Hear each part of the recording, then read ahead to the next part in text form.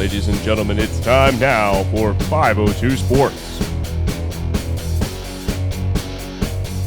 Hey everyone, welcome to a new edition of 502 Sports, supported by our friends at Take Thai, who just celebrated their 1-year anniversary this week. A big shout out to Chris and Ann at Take Thai Restaurant. If you haven't already, you need to go try Take Thai. Use the amazing promo codes that we have on our social media platforms to help support their local restaurant here. They support us, so we want to support them as well. So go try Take Thai for their 1-year anniversary and go celebrate with them. As always, I'm your host, Adam Hitt, alongside Adam Wilkinson and Jimmy Nolan. And gentlemen, it's been a while since we've done a show. A lot of that's probably on me, but hey, we're back here. We've got a new show this week, and how are things going? Just wanted to kind of catch up with you all. Oh, no, things are going well. Kids back in school, I think, since we last did a show. Got them playing some fall softball, soccer, so staying busy with that. But everything else so far has been great. Looking forward to getting the show going again. Yeah, I can piggyback on that also. With the school starting back up, fall sports, it's been a busy adventure thus far in the school year. But we are happy to be back, happy to have you guys listening in on us, and let's talk sports. Yeah, guys, it sounds like you all had a pretty packed weekend of sports this weekend, shuttling kids around. So it's fun times. But hey, I know there's a lot of places you got to go and take kids to different sports, and then the next sports are right around the corner. So I do want to mention really quick. So we were nominated. So 502 Sports was nominated for the Leo Weekly Reader's Choice Awards, which is really cool, for Best Local Podcast. First of all, I just want to get your all's reaction to that, for being nominated for Best Local Podcast here in Louisville. Thankful and appreciative, I think, of the first couple words that come to mind. We appreciate our listeners, and thankful that we were nominated. We were mentioned with all the other great podcasts that were on that top 10 board. So thank you guys to our listeners. Keep voting for us the next time it comes out, and maybe we'll come away with a win. Yeah, no, I agree. Kind of same thing. Thank you guys to all the listeners out there and voting, and kind of makes me keep working hard and doing the show so we can get the number one spot now. Yeah, absolutely. So they are going to announce the winners on October 3rd. So we'll find out pretty soon here next week where we kind of landed in the Best Local Podcast category. They're going to announce the top 5 winners in each category. So we will know kind of where we landed. But obviously, win or lose, we're just happy to be nominated. Our friends and family and supporters and listeners have all been voting for us as part of that Reader's Choice Award. So thank you all so much for supporting us and nominating us for a really cool local award. All right, gentlemen. So we know that we had a reporter on the ground at L&N Stadium this past weekend, or actually last night, for the Trinity St. X game. It turned out to be a pretty good game, I think, with the number 1 team in the state versus the number 2 team in the state. Trinity came out ahead, 35-24 was the final score. But Jimbo, I'll start with you. I know you were at the game last night, kind of giving some updates for us on 502 Sports, and wanted to get your initial impressions of how the game went and what you saw on the field. It's Trinity St. X, so both squads were there, fired up. The student sections were very, very loud. A couple of them had some pretty funny chants, and it's always good to see the student body getting involved in the games too. It's not just about the players; it's about the students as a whole, the schools as a whole. So very cool to see that. The stands were, each side had a lot of fans in the stands. I think they said it was over 16,000 people packing into L&N. 16.5. Okay. Yeah. So it's always a fun atmosphere. The tailgating, that goes on beforehand, and so the atmosphere was just electric. It was absolutely electric. As far as the game goes, guys, it started off defensive. Yeah. It was a real defensive game. Neither team could really muster up much with the run. It looked like St. X had 30 yards rushing only. That was Trinity's defense. And they were in the backfield a lot. So a lot of those, it could have been even less. There were a couple of broken tackles by St. X in the backfield that they were able to get a few yards on. And Trinity as well. Trinity has always, or at least in the last 10-ish years, 15 years, they've been known as a team that throws the ball a lot. And I don't think I've seen them run the ball up the middle this much in quite some time. Jamarian Berry, then that great rushing attack that they have. But St. X was up to the task. They shut it down. Made some adjustments, and Zane Johnson had a good game. 288 yards? Yeah, well, three touchdowns. He did. Yeah. A couple of the touchdowns were kind of, I won't say gimmies, because is there any really gimmies in that? But like some blown coverages. Trinity receivers getting in behind the DBs and the corners. There's nobody within easily 5 yards. Like realistically 5 yards. The guy's by himself. They just lobbed it over, catch, touchdown. I think they had a couple scores that way. Yeah, but it was I noticed a lot of screens. I want to give some love to the Trinity wide receivers. I'd say, there was 3-4 times in a row. They just ran the wide receiver screen to the right. They got the tight end out to block, and these guys were locking in on the St. X receivers, and they couldn't get off of them. And it was good for 5-6 yards. It was almost kind of boring in the fact that you knew what play was coming. Yeah. And you knew, and if you know what play is coming as a fan, that the St. X side knows what play's coming. They line up 3 wide receivers to the side. Yeah. And it's just like, all right, they're going to throw to the one, and the other 2 are going to block, and that's what it was. And it was good for 5, 6, 7, 8 yards. And they just marched down the field. Running play. Doing that. And what they did is they set up the long ball with that. Yeah, because they were the wide receiver Hagan for Trinity mentioned. I guess they called a timeout right before a second touchdown pass. They've been practicing all week running the seam route. They see the safeties come down, to help clog up that. Yeah. Then they're running the seam route. They watched the safeties come down from St. X. It was like you said, pretty much just like clockwork. Ran the seam. Through a touchdown pass. Yeah. Right to him. It was 30, I think it was 32 yards there. Touchdown pass on that seam pass. So, seam right. Yeah. Yeah. It was. They were ready for it. They were ready for it. Special teams, both teams had a block punt. Yeah. I know Coach Cobb for Trinity mentioned that there were some things that they would like to clean up. Trinity had a lot of penalty yardage. Yes. And they gave up a block punt themselves. So, even as the number 1 team, obviously there's things that you can still improve on and get better at. And I think that's a good area for Coach and his staff to look at the team and say, hey, we won tonight. It was, not the cleanest wins, but we'll take it and move on to the next game. Yeah. What did you all think? You mentioned the punt blocks, so Trinity got the one really early on in the first quarter. Series, first series. That was a huge momentum swing to get the punt block that they returned back for a touchdown, and really, some of those sometimes, especially in high school sports, I think more than others, that early momentum can really shift just the overall emotion and in the game. So what did you think of that play? That blocked punt return. For a touchdown for Trinity and the impact it had on the game.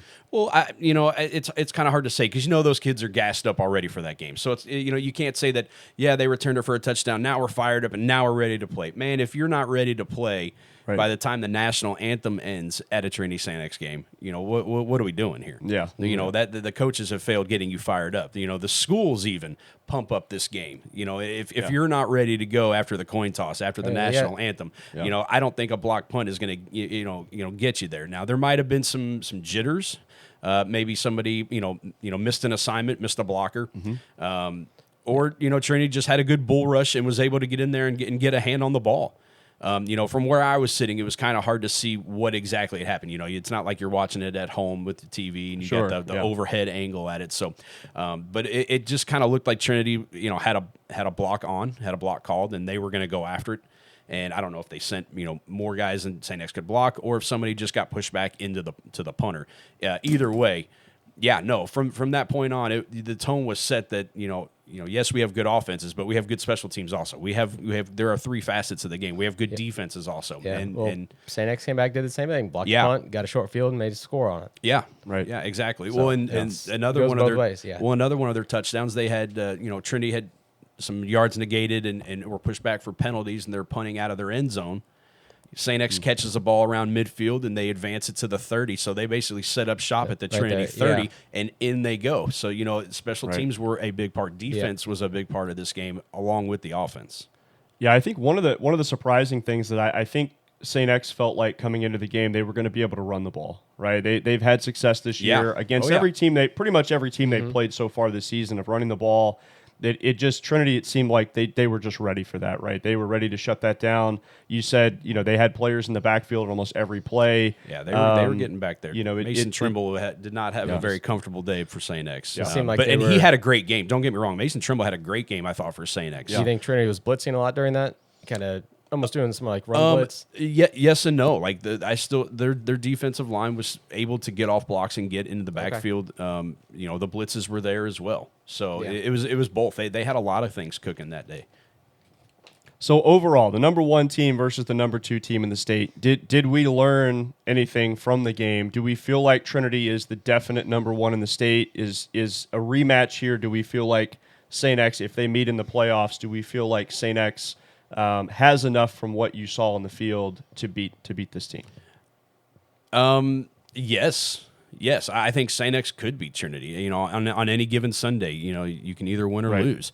I think if you watched the game and if you know the history this season, I think you're more slanted toward Trinity in the fact that they did not play a clean game. They were not able to run the ball as effectively as they have in other games. Right. And if they can improve on that, then is there anybody in the city that can stop them? We saw that both teams had great success against Mail this year. And those 3 are your traditional Louisville, powerhouses. Yeah. Now, as far as teams outside of the city, I haven't. I don't know if anybody's really had a chance to watch a whole lot. I saw that the game against. Was it Frederick Douglass maybe earlier in the season for Trinity, and Trinity, handled that pretty easily. Yeah. But as far as many other teams outside of the city, it's kind of hard to say as far as state. But as far as this city, if Trinity and St. X are 1 and 2, it's going to take a whole lot from There's St. a X big to difference beat them. between 1 and 2 and 3 and 4. Seems like. Sure. Yeah, sure. sure. Yeah. But yes, they can absolutely do it. The St. X can absolutely beat Trinity. Yeah. But if Trinity's clicking on all cylinders, yeah, they're going to be a very tough team to beat. Their defense keeps playing like they are. They're going to be tough to beat. I mean, you can only get 30 yards rushing when that's what St. X likes to do, and they rush the ball. They're one of the top 2 rushing teams probably in the state, and you're held to 30 yards. It's going to be hard to win a lot of games that way. Well, and then adjustments need to be made. So if they did have to meet again, both those coaches are good, experienced. They're going to make their adjustments. Yeah, and it'll happen. Yeah, so it's really going to come down to, we've talked about this before, you've got to win the games that matter, though, right? This is a huge rivalry game. It's during the season, but honestly, it's one game, right? So the game that matters is when they win and if they meet in the playoffs, and that's the game that one of these teams might have to win if they do end up playing each other again. Yeah. So that's going to be a heck of a matchup if these teams meet again in the playoffs. That's going to be one of the best games of the year, probably, depending on where they meet in the playoffs. So really, really great to see that game. I think overall it was a really exciting game to see. 30. The final score there with Trinity winning, being the number 1 team in the state, kind of solidifying that for now. But we'll see how the rest of the season plays out and heading into the playoffs. Gentlemen, wanted to talk really quick about the UofL Pitt game from last night. So that game started off a little bit slow for UofL. They were down 17-0 early to the Pitt Panthers, and they had a huge comeback. It's actually one of the largest comebacks, if you look at kind of their records, one of the largest comebacks in program history, coming back from 17 points down early on. Wanted to get your all's initial reactions to the game, and ultimately, obviously, Louisville came back to win. But what were your thoughts on the Louisville game last night? No, like you said, it was pretty much a nightmare start. Pitt came out ready, punched them right in the mouth, and Louisville didn't know kind of what hit them. Took them a good quarter to kind of settle down. Because I think end of the first one was 17 nothing. Yeah, they were 17 in the first quarter. Yeah, right? So giving up a pick 6 as they're moving, they feel like they're getting something going, and then I think Mill Moss just didn't see the defender, who just kind of came out of nowhere, made a great pick, ran it back for a touchdown. I don't know if that seemed to settle them down or not, but after that, they roll off 17 points in a row to tie it. Yeah. Give up 10 in the last minute and a half of the second quarter. So kind of going down 10.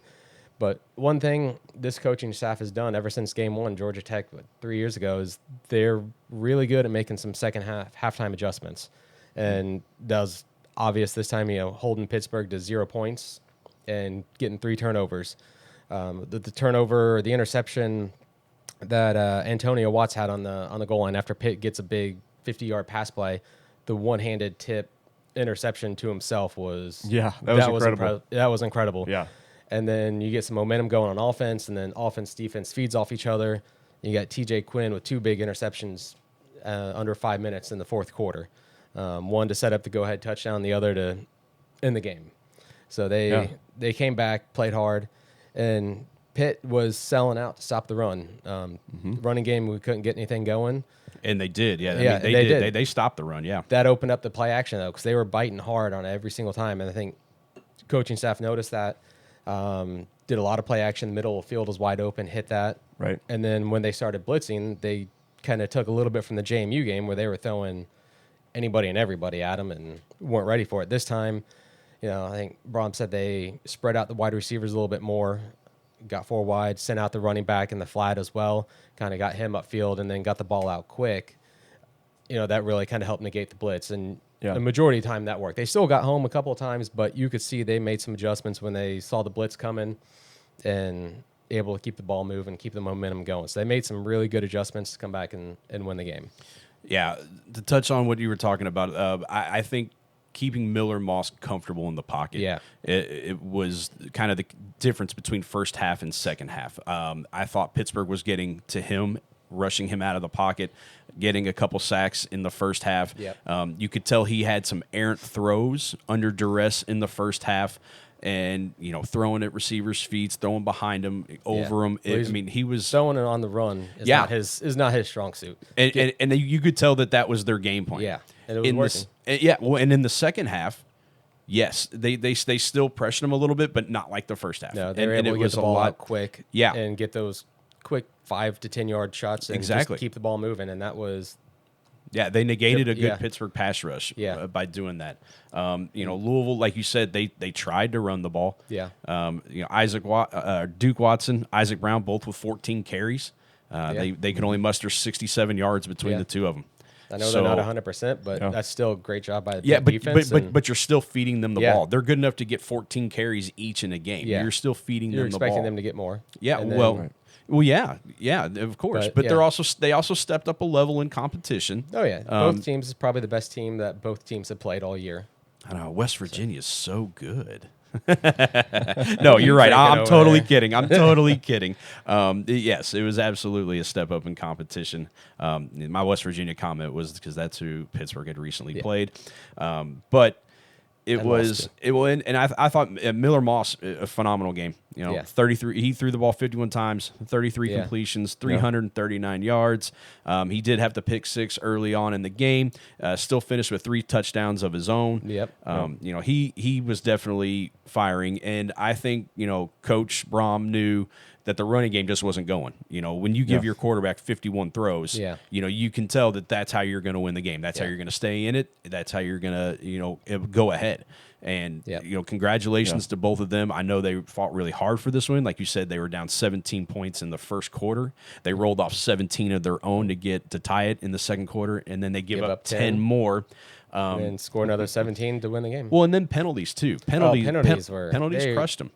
Yeah. That's something they need to figure out quickly because that's gonna lose them some games. 9 penalties for over 90 yards. They gotta stop the silly penalties. Well, and they had the ones they can control. They had to go on. So when the game was tied 17, Louisville kicks off. They give up 2 dead ball 15-yard penalties, and they let Pittsburgh basically just walk to the 40-yard line to start their drive. Yeah. They give up a field goal, and then. They're just putting yourself behind the 8 ball. Second quarter, much better. Yep. They had 3 penalties, but one of them was a delay a game to scoot the punter back. So I don't really count that. Record books will count it. That's but even a penalty you take on. But even on still, 2 penalties in the second half as opposed to 6 in the first half. You can tell that was a point of emphasis at halftime. Well, that delay game was actually a good call because I got the punter. He kicked it out of bounds, I think, right at the 5-yard line doing that. So and that's how they drew it up in the playbook for sure. Exactly. Well, ideally, yes. Does it always work that way? No. It did this time, and it was what they needed at that time. So that was a good penalty to take there. But they need to. The game was chippy all day between both of them. I mean, even when the Pittsburgh player unfortunately got injured, as he's being carted off, he's exchanging pleasantries with the U of L team. Yeah, I thought that was really interesting yeah. that he was. I don't know, pleasantries is what I he would was call being it. carted off. And I don't know, it wasn't much pleasant about that. Telling the no- U of L yes. players to bleep off as he's being Yeah. carted off the field was And pretty I was like, intense. yeah, so you could tell how that game was being played and very chippy. Emotions were high. Yes. Emotions were high. Yeah, They yeah. were not for very sure. kind pleasantries. But I think you guys made a good point. I mean, Miller Moss early on in the game, the pressure was getting to him. He was not settling down. It felt like he wasn't handling the pressure very well. But as he grew into the game. Ended up with a great stat line here for Louisville to help them to pull off the win. But I think hopefully if for U of L, if that's the way he's going to play with that confidence that we saw like later in the game. That really bodes well for them and Brahms' offense as well. It does. I think it's going to potentially be able to compete And for ACC. games coming up, that first half, Pittsburgh showed you how to beat them. They or at least slow down the offense. Yeah. Right. But it's also Yeah, sell out. reassuring to know that you have a quarterback that if he has a rough first half, isn't going to get in his head. It was really just the first quarter. After that, he played. Well, after sure, the first yes. quarter, he played Sorry, great. yes. Yeah. And credit to the coaching staff recognizing exactly. the changes that need to be made and made the changes in game and at halftime, and it Yeah. came Well, out and to be as a big. coaching Yeah. staff, you've got to have some, much more confidence. Like, okay, we can have a bad quarter, but my You have a bad quarter, yeah. quarterback will, can help put the team on his Remember back. the experience from the other game, similar to this. Okay, this is what we need to do to make these changes. Now you know what we need to do to make the changes and stay in the game and make a good comeback and keep fighting. Well, and the defense stepping up too. Yeah. I mean, the second half they pitched a shutout. That was great. Yeah. I think three yeah. interceptions. Yeah. And three Yeah. crucial interceptions too. And then they held Absolutely, Pitt to yeah. 1 of 10 on third down in the second half, Yeah. which was pretty incredible. No, I think that was throughout the game. Was it for the full game? Yeah. Okay. Yeah, They no, had one third down they conversion had, and they had 1 4th down and 1 3rd down conversion. Yeah. So Yep. when I think final line was 16. They were 1 of 16. If you can't convert third downs, it's going to be hard to win. it's gonna be really Yeah. hard to win a Right. football game. I mean, unless you're throwing 80-yard bombs every other play. Unless you just you're don't in get to trouble. third, or you don't get to third down. Yeah. Yeah. Now we have to mention, obviously, towards the end of the game, Pitt had to play with their backup quarterback for a little bit, but That was by choice. They took Yeah. out that. There Yeah. was nothing wrong. He wasn't hurt. Right. He wasn't playing well. Well, having I a mean good that game. we got to put. Give Or he's credit, just you looking gotta- for- You got to for give a credit to spark. Louisville's Yeah. defense though for that. I mean, Yeah. you essentially not physically, but you knock out the Yeah. not starting He's quarterback who's performing as been he- playing well for Pitt this season. Yeah. So Yeah, you can say he wasn't performing well, but you also have to give love to the Louisville defense for Making those changes. Yeah, And exactly. You're forcing just him into those bad throws and words out of my mouth. bad Yes, decisions. sir. Yeah. Yep. Well, TJ Quinn with those two interceptions in the fourth quarter as well. So those that was pretty impressive by the defense. But how big a game is this, gentlemen? From staying 4-0 in the ACC, if you have ambitions, if you're U of L, obviously to win the ACC or have a chance to play for the ACC championship this season, how big is it to come back from down 17 in this game and make a statement that you're going to be competing for that this year? Well, I think it gives you a lot of confidence and a lot of momentum coming after this game, being down 17 on the road,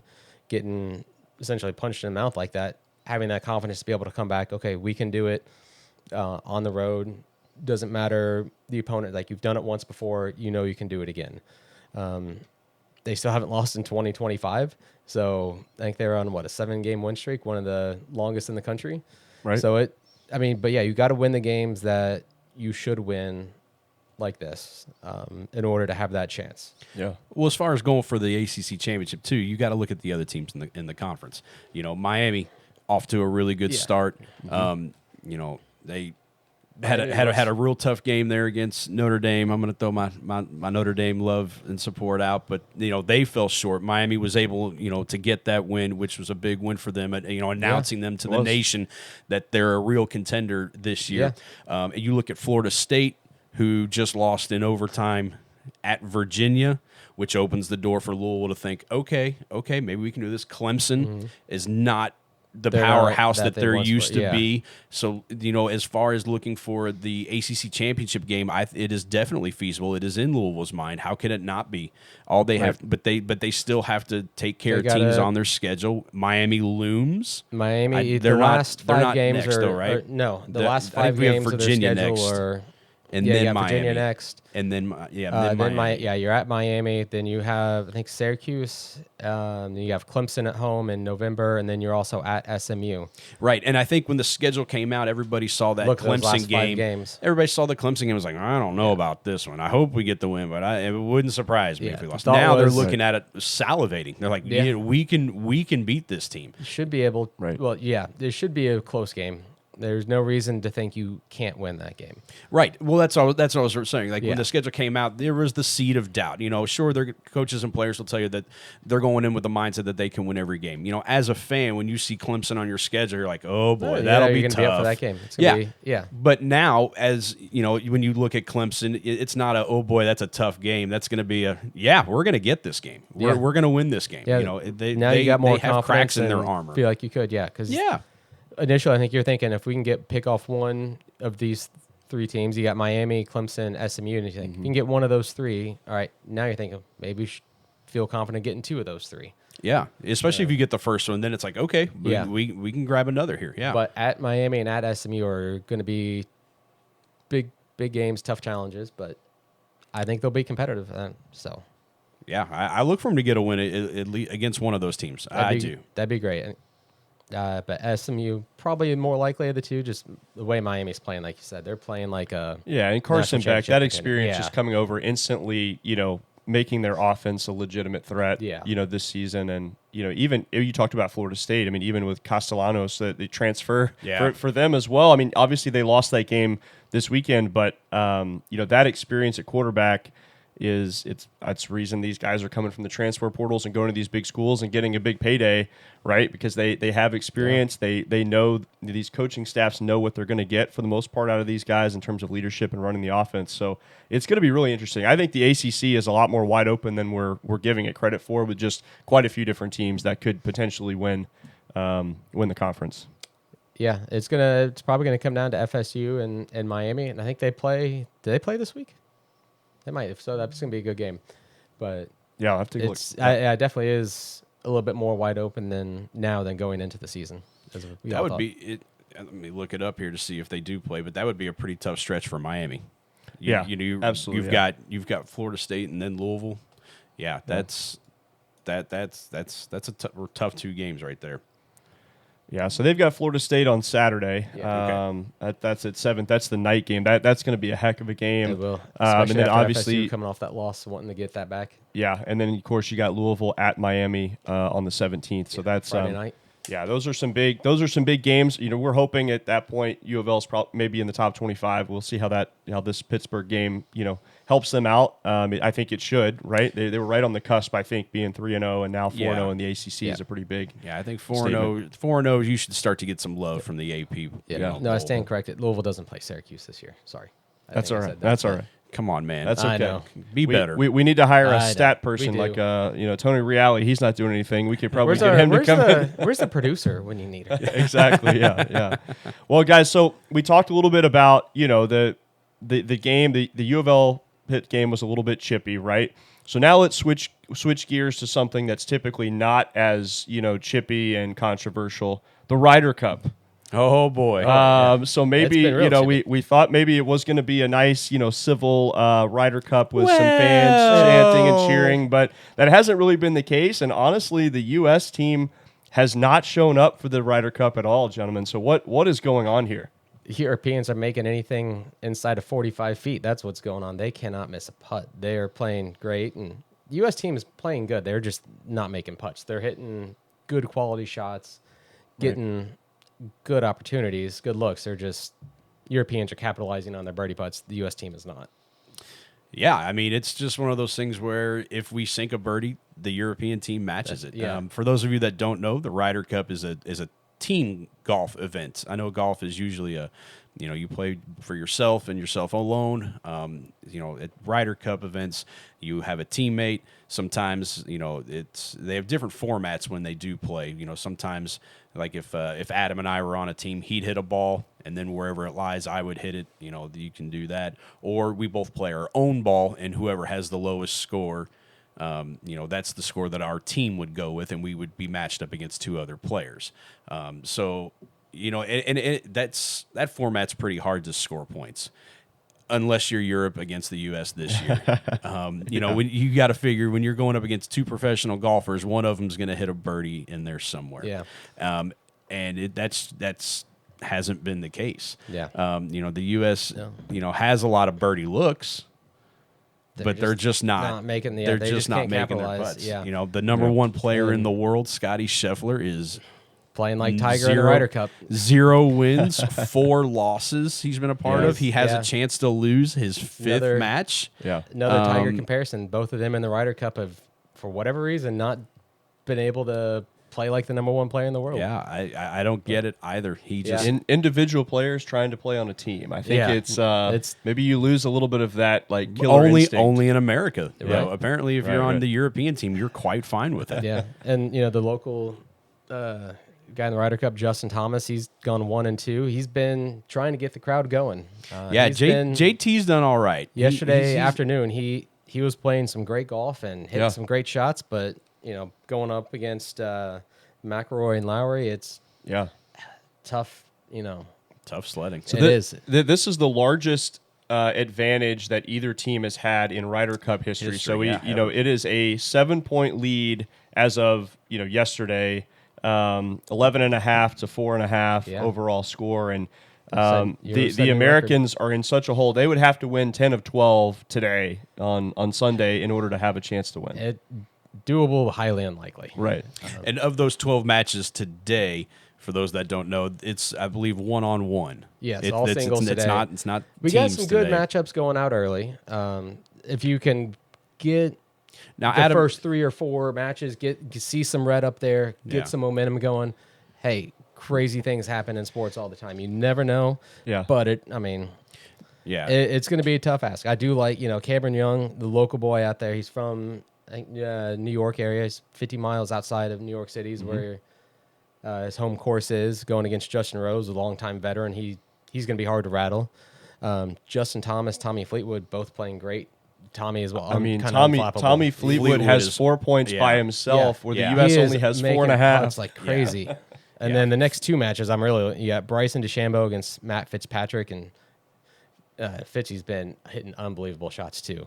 And then Scotty Scheffler, Roy McIlroy. I mean, everyone's going to be wanting to see how that one goes. Here lately, you think that's going to be a landslide for Rory. Mm-hmm. I mean, the way that Scheffler's playing. What he has left, Roy's goal, he mentioned, is the only thing he has left to do. What he wants to do is win an away Ryder Cup. That's the only thing left on his bucket list. So he's ready for it. But if we can somehow get those, 3 of those first 4, you never know. Maybe just keep the ball rolling and have something really crazy happen. Highly unlikely, but can we talk about the banter / some of the controversies that we've had over the last 2 days with whether it's with caddies, whether it's with fans? What are your thoughts? I know the whole idea here is to hype this up and get TV ratings and make it interesting, kind of almost feeling like you're in Caddyshack or something. Like you're trying to hype up the crowd. But what are your thoughts on? Typically, golf is pretty chill, calm, right? This event takes on a whole different feeling. Especially in between shots, it's calm and chill. Fans are respectful. You're not rooting against anybody, per se.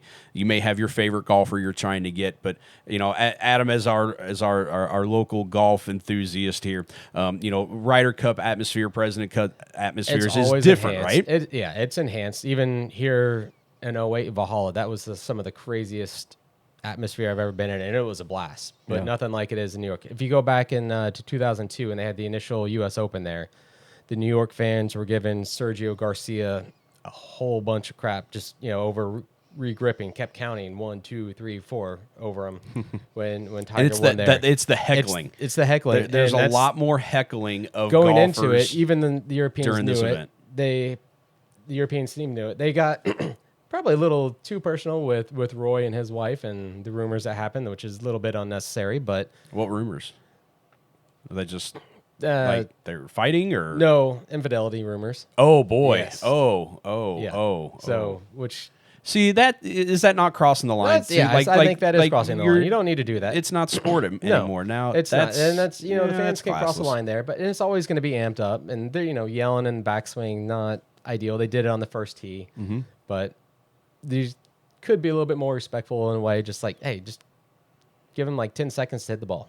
Yeah. And So how over the much putt, more- and you hear Roy yelling at the back of the crowd and Shane Lowry also, and asking a few guys to leave. So How much more pressure though? If you're okay, let's just take let's just say you're a professional golfer, Adam. Okay, and you're used His to dream playing, came true. Yeah, exactly. You're used to playing in. What am I doing here You're now? used to that. They hold the sign up. Everybody's got to be quiet. You're playing, and then all of a sudden you're in this tournament where that's not the case, right? People Yeah. are able to heckle you. They're throwing stuff. Apparently, beer was thrown Yeah. at Rory and his wife wow. yesterday. That's awful. There's all kinds of things happening, and it just, it's a totally different feeling, and you just your mind has to try to manage that in a totally different way if you're the athlete playing. But how do you handle that as an athlete when something is so different, is such a huge shift from what you're normally used to? well, it's tough, but these guys are professionals for a reason, and you can clearly tell it's getting to them, but it's not affecting the way they're hitting the ball and making the putts. They're using it as fuel, I think, to shut them up, and so far it's worked. Yeah. But it's tough. But I think they've also expected it clearly, and it hasn't seemed to affect them at all. Maybe they ought to do the opposite and just be extremely quiet. Sounds like and- it's helping them. Yeah, and cheer them on and see what happens. You never know. But this week it's totally different, and I think going into it, they knew it and were expecting it, so that's why it hasn't affected them as much. But all these Ryder Cups, they're that way. all Yes. they're all that way. Whether you play over in Europe, whether you play on yep. U.S. soil, Yep. there's heckling left There and is. right. It's just And part of it. It's part the of other it's part of the thing- draw It is. of the event. And the other thing is they're not playing for money in this event. They're playing for their country and the other Pride. team members. Yeah. Pride, yeah. So they look at that. They all kind of band together as a team of 12 players and the 5-6 vice captains that it's pretty much them versus everybody else. So, Yeah. yeah, So- they're using that as fuel, clearly. What do you think? Let's look at Scotty Scheffler for a second. So I don't think he actually had a birdie until the second day, or sometime Yeah. on the second day, right? So Which is just astronomical for the world number one. it is. But what do you think is behind that? Like it's still pressure. golf, right? Yeah. There's pressure, but it's still golf. He's maybe the best player in the world, probably the best player in the world. But There's like no question he is. what leads to that? Like what is it that is causing him to perform so poorly in this event? Well, if you look at Friday morning round, he was playing with Russell Henley, and he had a lot of great approach shots inside of 10 feet, playing alternate shots. So, when Scotty would hit the ball on the green, Russell Henley's supposed to be, he's known for his great putting, just wasn't able to make the putts. And then going into Friday afternoon, just kind of misreading, not hitting it as maybe the putts is reading it as he was thinking, or just slightly off. But Yeah. there is a lot of pressure. Like I said, it's the Europeans look at it as, hey, it's us versus the world. But as the Americans, like, okay, we want to win for the home crowd. We still want to win for our teammates. So they put a lot of pressure on themselves too, especially coming off out of, I think it was 2 years ago in Greece. They just got absolutely hammered over there too, and they want to get payback. So you put that extra pressure on yourself, and it can add up and be a lot. Well, and then add in the fact that for the most part, the home squad usually is victorious. Yeah, and it doesn't help that the guys you're playing against are making everything inside of 45 feet. You see that it can get demoralizing after a while. Well, Or and- you make a birdie and then they make it right on top of you, and like, Yeah. well, what do I need to do here, guys? Keegan It's Bradley was interviewed yesterday, Yeah. on Saturday, and he said, sometimes you just got to tip your cap to the other team. Yeah, and I think this is one of those scenarios. Yes, Yeah. we can make birdies, we can, but when we make ours, they make theirs, yeah. and then they make more. And eventually you're just like, yeah, you're on fire, man. I think Good for you. I don't think he should be getting that much grief over it. Maybe as Zach Johnson did a couple years ago with I think Keegan's picks were really good picks. The only questionable one is he didn't pick himself, which is also understandable. Right. Where Zach, his picks were a lot more questionable. So yeah, you're just getting beat, unfortunately. And that happens. Yeah, it happens. The only thing you could ask Keegan is like maybe put JJ Spawn in or a couple other guys in Saturday morning foursomes. Do you change it up after going 1-3 on Friday? Do you keep the same? Do you still feel that good about your team? And clearly he did, and you got the same result. So now, maybe you can answer this. I've noticed that teams, when they win, like if Rory won with, was it Fleetwood? yeah, The first, and then they come back and he's got another partner for the next session. Why wouldn't they keep them together? Like, can you touch? Why? Like, if you have a team that has different success, formats. You're playing two totally different formats. So you want an alternate shot. You want to have somebody who's going to play complementary to you. Or silly as it sounds, play the same golf ball as you even, or something along those lines. Or you could look at an alternate shot. Okay, Roy hits the ball 350 yards off the tee, so you want to have somebody who's a great iron player hits second shots. Put it close. Especially on the par fives. So you pair him up with somebody who's a great iron player versus on the 4-ball, you're each playing your own ball. Okay, so you're going to pair him up with somebody, again, it could just be slightly different, or like Shane Lowry, his best friend. So if he's out there, if Roy's not having a good hole, kind of getting down, okay, you can have somebody kind of help cheer him up, get his mind off of things for a little bit and get him in a little bit better frame of mind. Okay. Or, that you also enjoy playing with at that point, because it is two totally different formats. So that's that makes sense. That's why you change it up a little bit. So it's a big hole for the Americans, long shot. They've got to win 10 out of 12 today in order to have a chance to win this. I think we're kind of in that tip your hat kind of phrase, in that sense right now that you said, Jimbo. But look, it's fun to watch. I think we all enjoy watching the Ryder Cup because it is exciting. You get to see some of the personality of these golfers that you don't see, on a day-to-day basis, whether it's in PGA or Live or whatever you watch. Well, it's cool. It's cool to see the golfers kind of jar back to the fans too. Like you see a lot of fingers over lips, like shh, hold on, no, don't, I just sank a putt to beat your boys. Time to quiet down, crowd, and stuff like that. Or you see the Americans, raising their hands, trying to get the crowd fired up and stuff like that. Like they understand that the crowd participation is not your normal PGA Tour event or a Live Golf event. So I think the players have fun with it. When you touch on their personality, you can see the emotions, which golf is usually an emotionless game until the round is over. No, but getting back to the local kid, Justin Thomas, he's done pretty well for the most part. And I think he could beat Tommy Fleetwood. He's got the capability to go out and shoot a 61, 62. He can go really low, and if he gets any momentum, but at this level, everybody's capable of hitting low numbers, right? Like you're talking about the 30 best players in the world. If he's got, I feel like a lot more. His ceiling could be higher than a majority of others out there. Okay. Especially then, I think slightly, Tommy's a great player. Obviously, he won the FedEx Cup. Yeah. But JT's got that next gear to go a little bit lower, shooting. I think he has the lowest score in the U.S. Open, in the history of the U.S. Open. So he can do it on tough courses. And on the biggest stage. And on the biggest stage, he doesn't shy away from it, but. So he's definitely got the game to do it. Well, it's enough to say he can and he could and da-da-da-da. I want to see it happen. Yeah, let's see it.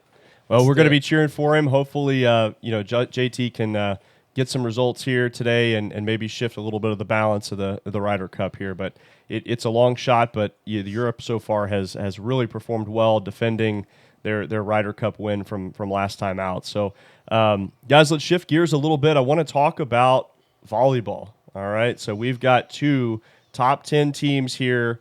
University of Louisville. Yes, top 6 teams. Top 6, okay. We've got the University of Louisville, who is now ranked number 6 overall, and the Kentucky Wildcats, who are ranked number 3 overall. Yes. Obviously, these two teams just met last week, with Kentucky actually coming out ahead. Adam, what did you think about that match between the Cards and the Cats? And that really at the time it was really a top 5 matchup. Yeah, no, it was a great match. Those first 3 sets, it was back and forth and really tight. And then Kentucky, those last two sets played probably about as well as they had all year, and at the same time, Louisville played about as bad as they had all year.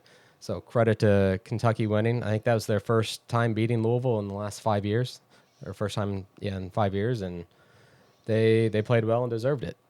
Yeah, and to do it at the Yum Center. You know, that's, they obviously had a hostile crowd to fight as well. Yeah. Congrats to the Lady Cats, but I don't think we've seen the last of the Lady Cards, though, either. No, these are two teams you could see back in the Final Four, Elite Eight, Final Four in the tournament. They both played a really tough schedule so far, so playing against big time teams is not going to be anything new to them. So, yeah, for the majority of that match between the Cards and the Cats, if you looked at from the opening set, if you looked at the hitting percentage for both teams, like throughout the entire match, once we got to like the second and third set, those hitting percentages started to just plummet. Both teams just defensively, they were digging everything, they were winning everything at the net. And points were just really, really hard to come by, because of how good both teams are defensively. I was really surprised in the fourth and fifth set there for the Cards. They kind of lost control of the net a little bit. Yep. Kentucky took over. They were starting to win more points at the net in the fourth and fifth set, and I think the entire crowd was really shocked at how the fourth and fifth set, because the Cards had a 2-1 lead going into the fourth set. Yeah. Kentucky really turned it around. But hey, look, Kentucky's up to number 3 now. They are doing really, really well. I think they're going to be a contender for the national title. But you've got Texas and Nebraska, who are both undefeated at the top, 1 and 2. Yep. And they are going to be really hard to beat. I think those two teams will probably see in the national championship. Very well could. Funny thing you mentioned those, because you had the only teams that outside of Louisville's lost to other than Kentucky was Texas. And then UK's only 2 losses are against number 1 Nebraska and number 7 Pittsburgh, who's the defending champion. Yeah. So they're playing some tough teams. Yeah. And we are very fortunate to have some really good volleyball here. Both teams being in the top 10. U of L also hosted WKU, the Hilltoppers, just this past week as well. That one did not go well for Western. There was a sweep for the Cards. But we do want to give a shout out to Callahan Wygant. She's a senior at WKU who went to Holy Cross.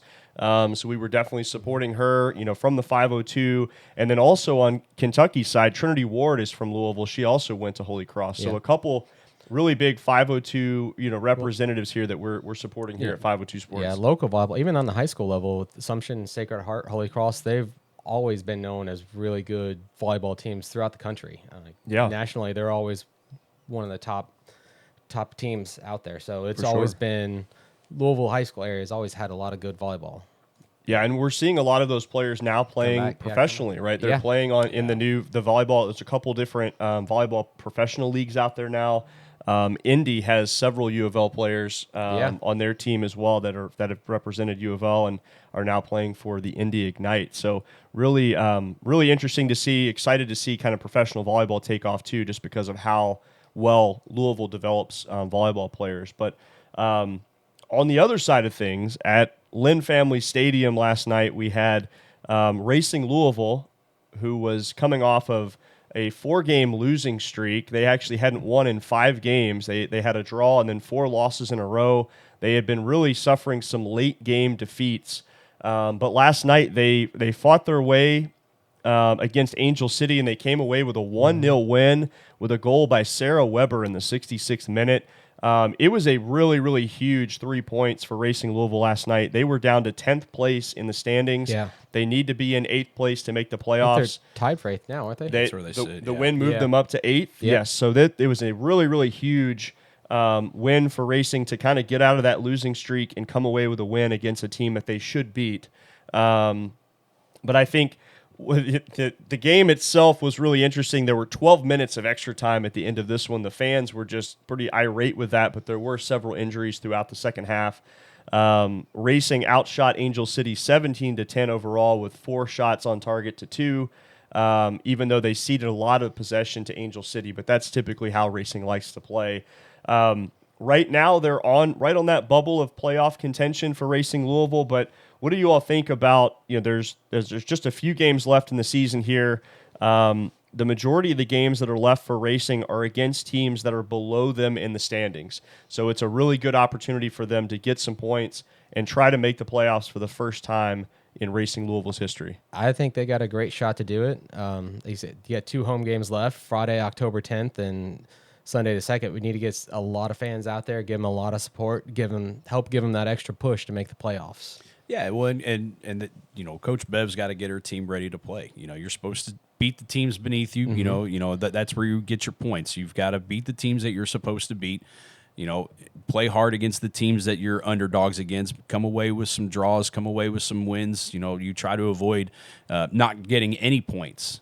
If you can salvage draws, that's a heck of a lot better than having to walk away with a loss. So they've just got to buckle down and get ready for the final stretch of the season. Yeah, I think they can do it. And like you said, if they can get both those games at home and pick up one on the road, that should help them be able to get the push into the playoffs that they need. Yeah, and get a lot of momentum going in there too. Yeah, maximize the points right now. Really try to get every point you possibly can here till the rest of the season.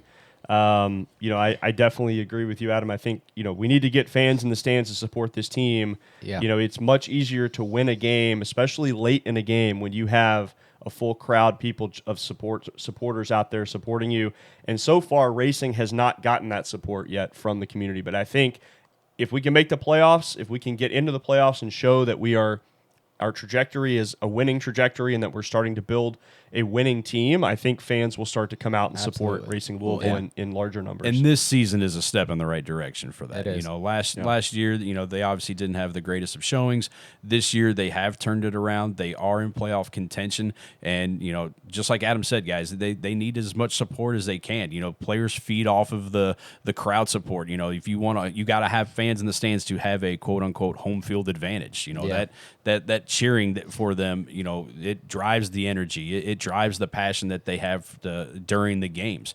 If you come on out and support, Racing. It's a great team. It's a great facility. It's a great I was watch. Gonna say, Lynn Family Stadium. If you haven't been out there, it's one of the best in the country. Soccer stadiums. There's not going to be that many that's a whole lot better. Get out and see it, and it's cheer on the Racing team. And this is top flight. This is major league level soccer in the United States. This is the top flight of women's professional soccer in the world. The only thing that's comparable, is in Europe, in England. They have a professional league there as well. The WPL. They've got it's very comparable in terms of the top flight, but this is the top level. So this is comparable to the NFL. This is comparable to Major League Baseball. This is comparable to Major League Soccer. This is the top flight for women's soccer anywhere in the world, and we have it here in Louisville, and we need to go out and support these players and make sure we can push them over the line as they get towards the 90th minute in these games and help them, complete these games and get as many points head to the playoffs. Talking about the NWSL, you guys are, I know, big soccer guys. What do you think about the expansion they're talking about going in 2 divisions? How do you think that plays out? Yeah, I think we'll have to see how it's going to work out. I think now there's just an increase in interest in the NWSL in terms of ownership.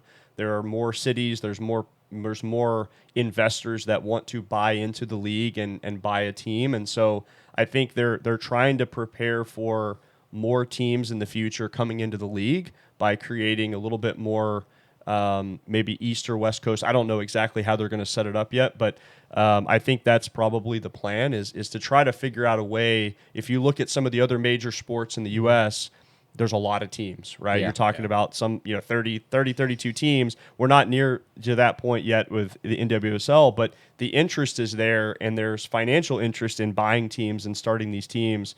Like there's going to be a new team in Boston that's going to be an expansion team. So there's going to be more teams, and they have to figure out a way to manage that within the schedule. And I think that's part of the new structure that they're planning for. I think overall it would be good for the NWSL and women's sports in general to keep these leagues growing. To me, I don't see much of a downside. Yeah, absolutely. No, this is great. I think, Racing Louisville is trying to make a push to the playoffs. I know I'm going to be out there watching, supporting the team. I hope other people will get out there and support Racing as well in the final couple home games that we have. On the other side of the coin, we had Louisville City last night made a trip up to Detroit City FC and came away with a 1-0 win to continue their unbeaten run at 12 games in the USL Championship. So they are top of the Eastern Conference. They are the leading points getter so far overall in the entire league, potentially trying to defend their Players' Shield from last year, which goes to the team with the most points overall in the season. And they're also trying to get to home field advantage throughout the playoffs. They're trying to secure that over the next couple of games as well. They already have a home game secured for the opening round of the playoffs. But I know, Jimbo, you're familiar. Sean Tosh, Yeah. he's been a stalwart, a great player for Louisville City over the past quite a few years now. He actually got the goal last night in the 6th minute, a really great header to give Lou City the 1-0 lead in Detroit and to help them bring back 3 points from that road trip. Yeah, he did a wonderful job crashing the goal off of a delivery into the middle. That just goes to show those young players out there, hey, sometimes the defense can't always clear the ball away. I think it bounced around a little bit before it made its way to the back post for him. Don't give up on the play. Stay in there because you never know when there might be a sloppy clear. The ball trickles at your feet or comes up toward the head, and you can just put it right in. And that's what he was. He was in the right place at the right time because that's where he was supposed to be.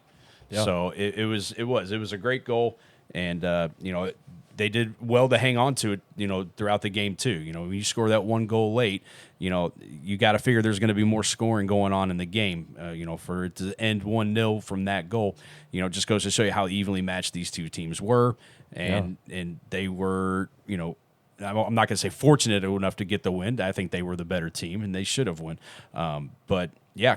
Congrats to Lou, to Louisville, and here we go. Let's start getting ready for the playoffs. Yeah, like you said, a few more matches to go before the season winds down. Yeah, and they're starting to make their approach for the postseason. Yeah, they've kind of set. No, that's probably 7 years setting up a really good track record of winning, and they're just keeping that going. And their next, upcoming schedule looks like it's going to be. They got a lot of games on the road. I think 3 of the next 4 are out on the road. So kind of help them get ready for the playoffs as well. Keep that mindset. Yeah, kind of us versus everybody else. Let's keep it going. Keep that mindset going. But yeah, they're playing great throughout the year. They're plus 33 on the goal differential, which is huge. I don't know how that stands with everybody else, but that's the best overall in the league. I don't think there's anybody else playing any better.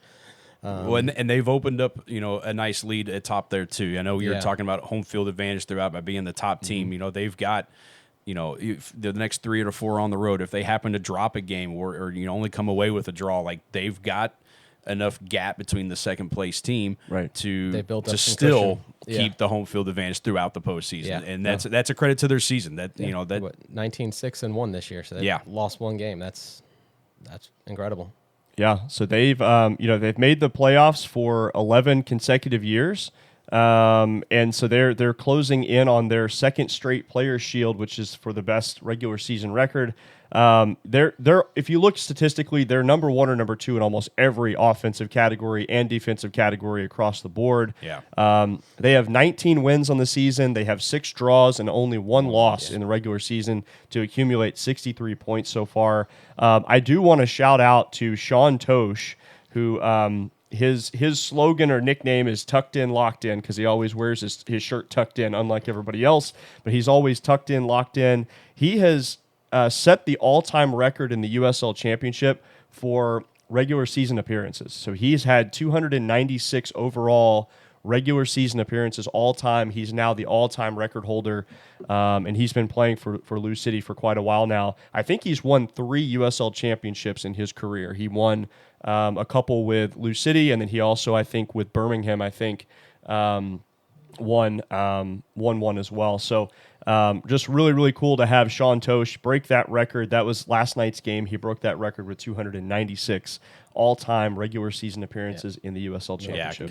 Yeah, Congratulations to him, and let's make it number 4 in the championships this year.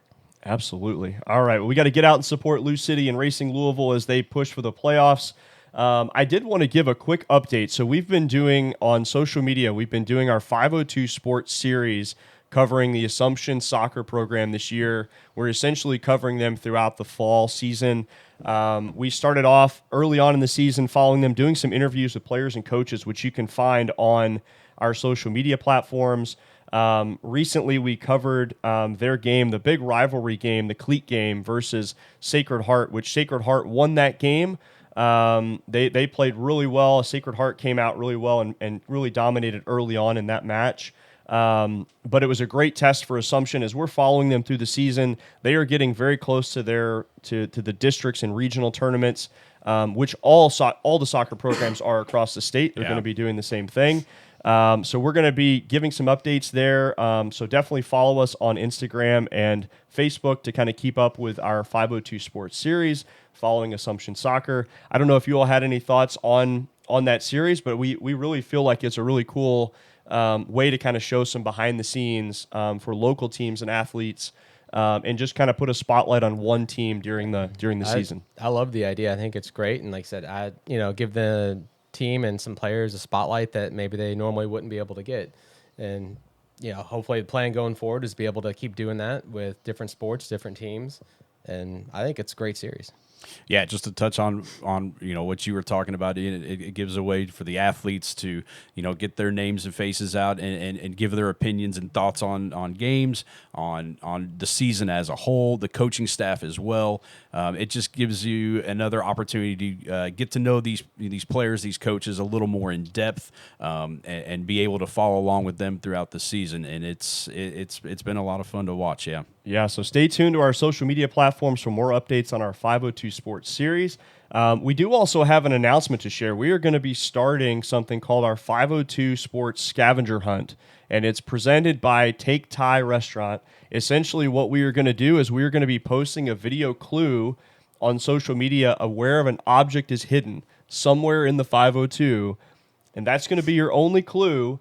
We're going to post this video clue in association with Take Thai Restaurant, and you're going to have to go find that hidden item. And I'm telling you, you're going to want to find this, okay? It's not just a keychain or something like that.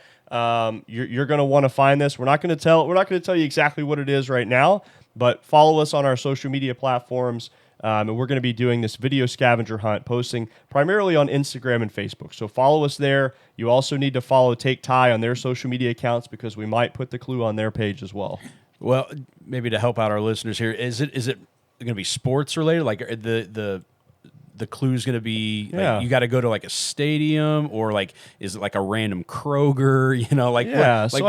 What are we talking about? Since here? we are 502 Sports, we're going to keep it sports related. Okay. So I would just surmise if you were listening, nice vocab word. If you were listening or watching on our social media platforms, that it's very likely that the hidden location is going to be something sports related. So that is a good question, and it will be somewhere in the 502. So those are two, I guess, slight clues that we can give before we officially announce the scavenger hunt. I'm looking forward to it. Who doesn't love a good scavenger hunt? Yeah, no kidding. Yeah. So are they trying to find something, or are they just That's need to idea. The scavenger hunt is to find or something. Or not always. Sometimes you just have to take a picture of you at that venue. Still like, I mean, what it. are we? So we'll be posting a video, which will actually show you where we are placing this item. Okay. And we'll give you a little pan around the area so you can kind of get an idea of where this item is located. And then all you have to do is follow us on social media to find that video.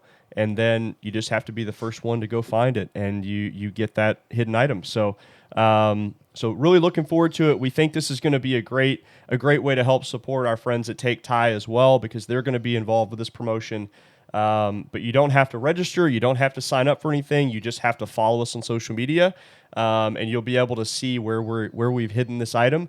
And we're going to be starting that really soon. I think in October we're going to do our first 502 Sports scavenger hunt presented by Take Thai, and it's going to be a lot of fun. I think we're all really excited about it. I am. I don't know about you guys. Who doesn't love a scavenger hunt? I know. if you find it, guys, you have to give it back because you guys aren't eligible. But man, but that's okay. Baloney. But we'll post a little bit more information about that on our social media platforms. So you guys make sure to follow us at 502 Sports and Take Thai on social media as well on Instagram and Facebook. We'll share their social media handles on our platforms as well, so you can find them. And one last thing, gentlemen, before we call it a show, I want to go through a new segment that we're going to call 502 Sports Quick Hits. All right, and so this is just going to be some things maybe we didn't have time to talk about in full detail today, but they were definitely worth us mentioning. So wanted to call out on the Spalding University side. Spalding women's soccer set a program record for their 5th straight shutout with a 1-0 win over Mount St. Joseph's in Cincinnati on Tuesday. Huge shout out to the soccer program at Spalding for their 5th straight shutout. That's a huge accomplishment. They've started off the season in really good form and gotten some really good wins to start the season. Yeah, 5 shutouts is remarkable. You've got to have a lot go right to get 5 clean sheets. Congratulations to them, and go for 6. Yeah, keep it going. I mean, like you said, that's tough to do, getting 5 in a row. So yeah. Yeah. I agree. Make it 6. Let's go. Absolutely. And they have a freshman goalkeeper as well who's been part of that, which was absolutely amazing. So 5 straight shutouts for Spalding women's soccer. Congratulations. Hope you guys continue to have success throughout the rest of the year. Bellarmine men's soccer opened their ASUN play with a 3-0 win over Lipscomb. They moved to 5-2-2 overall to start the year. And on the women's side, the Bellarmine Knights women's soccer team started the year 8-1-2 after a huge win, 1-0 over North Alabama, where they scored a goal in the 89th minute to pull out the win. So both of Bellarmine's soccer programs, men's and women's, are having a great start to the season as well. Do you guys have any reactions to those as well? It's always good to get a late goal, kind of steal a victory from the jaws of draw. Yeah. Come away Exactly. with the win. When everything's pointing toward a draw, that always feels good. It gives you a little smirk when you go through that handshake line at the end of the game, and those are always fun. I agree, and then it kind of keeps you play to the through the last minute. Yeah, you never know. The game's not over. Play to the whistle, right? Yeah, play to the fat lady sings. Yeah, and then on the Bellarmine volleyball side, I had to mention this. So Maya Knight. She's on the women's volleyball team at Bellarmine. She set a program record against EKU with 16 kills in their match. Unfortunately, Bellarmine lost the match 3-1 to EKU, but new program record for Maya White was 16 kills. Incredible game. Congrats to her. So hopefully, maybe she'll have a chance to break her own record here at some point this season. The rest of the way. Men's soccer for UofL, they had a heartbreaking loss against Duke. Duke really kind of dominated most of the possession and most of the statistics for the game, but they gave up a late penalty kick, lost 1-0 to Duke in the 85th minute. Obviously, I know some people here have some feelings about Duke. We don't have to get into that, but UofL men's soccer, they've had a good season so far, but they need to get some more wins in the ACC.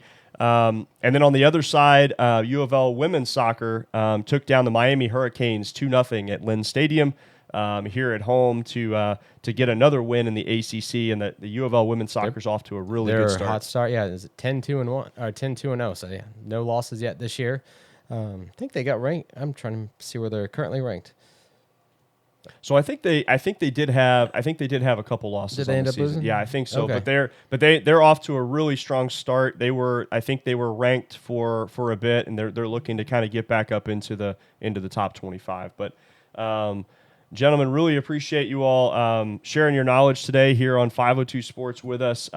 As always, everyone, please make sure to follow us on 502 Sports on Instagram, on Facebook, anywhere that you have a social media platform. We are there. So please follow us. Go see our friends at Take Thai who support our show. They're celebrating, again, their 1-year anniversary this year, so we really appreciate all their support and the great food that they have.